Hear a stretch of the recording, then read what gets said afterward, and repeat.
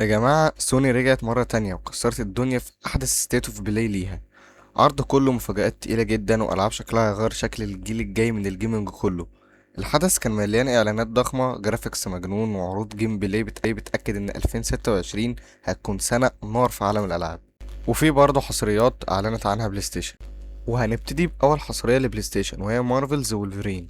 اللعبة أخيرا ظهرت بشكل رسمي بجيم بلاي تقيل جدا، وده كان منتظر من سنين.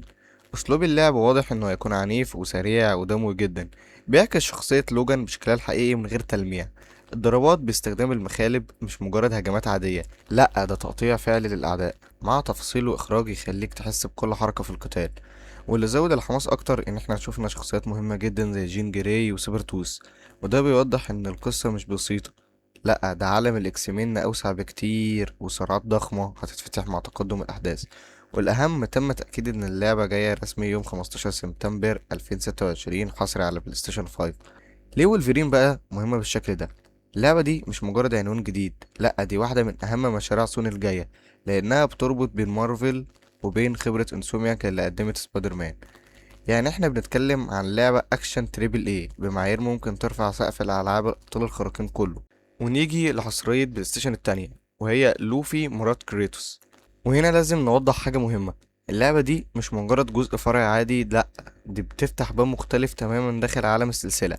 التركيز المرة دي هيكون على فاي زوجة كريتوس قبل أحداث راجناروك، وده معناه إننا هنشوف جانب مختلف من العالم الاسكندنافي، وهنفهم أكتر شخصية كان لها تأثير ضخم على كل اللي حصل في القصة الأصلية.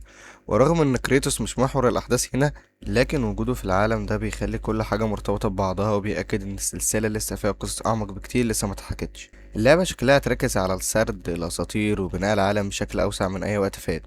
وفي ناس كتير كانوا مفكرين إن بعد الإعلان بتاع الجيم بلاي لعبة لوفي إن هما كده هيهمشوا كريتوس، لكن ده مش خبر حقيقي.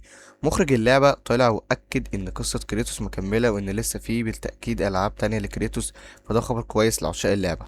ريميدي رجعت من جديد لعالم كنترول الغريب والمرعب.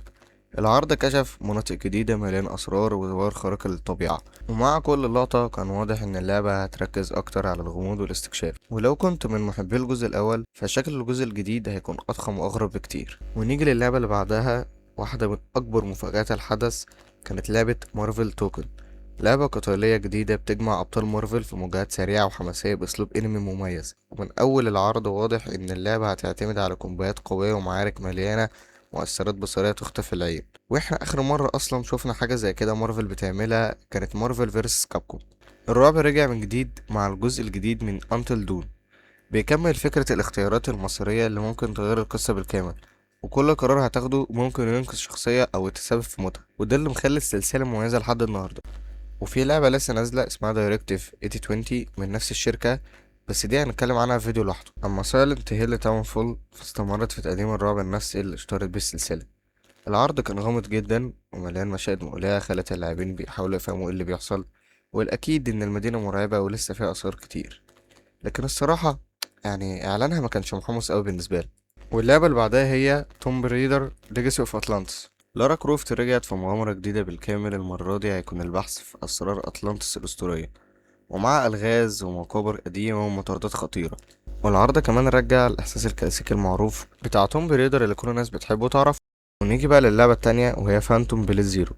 اللعبة اللي خطفت الأنظار، أسلوب قتال سريع والحركات السينمائية خلوا كل مواجهة شكلها كأنها مشهد من فيلم أكشن. واللعبة واضح إنها بتنافس بقوة في فئة ألعاب الساموراي والأكشن. نيجي بقى للأسطورة اللي رجعت الحياة من جديد، سلسلة أونيموشا.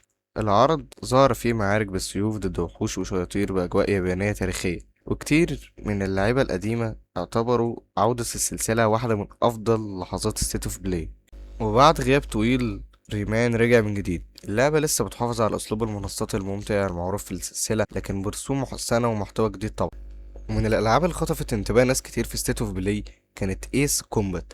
السلسلة دي أصلا معروفة إنها من أفضل ألعاب القتال الجوي، والعرض الجديد وضح إن الجزء الجاي هيكون أضخم من أي وقت فات. شفنا طيارات حربية بتفاصيل جامدة، مع معارك جوية سريعة وانفجارات ضخمة وإحساس بالسرعة يخليك حاسس إنك جوه الطيارة فعلا.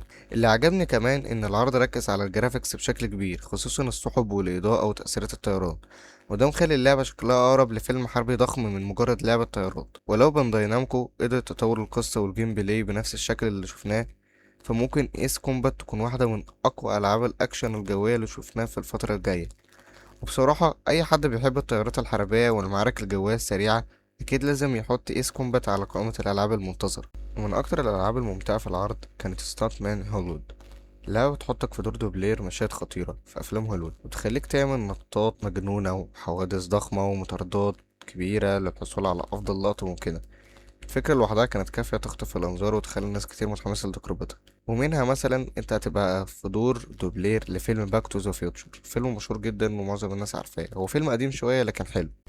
وفي النهاية ستيت اوف بلاي ده مش مجرد عرض ألعاب عادي، لأ ده كان إعلان عن مرحلة جديدة في عالم البلاي ستيشن، بين عودة سلاسل ضخمة وإعلانات جديدة وتجارب لعب شكلها غير مسبوق. واضح إن سوني بتجهز لسنوات جاية تقيلة جدا في عالم الجيمنج، وساحة المنافسة هتبقى أقوى من أي وقت فات. قولي بقى ايه أكتر لعبة شدت انتباهك في العرض؟ اكتبلي في الكومنتات. وهل وولفرين فعلا هتبقى أقوى لعبة أبطال خارقين في الجيل ده؟ ولو عندكم أفكار فيديوهات عايزين نعملها أو لعبة عايزين نتكلم عنها قوليلي في الكومنتات. ومتنساش تعمل لايك وسبسكرايب عشان يوصلك كل جديد في عالم الألعاب. وبس كده، اشوفكم في فيديو جديد.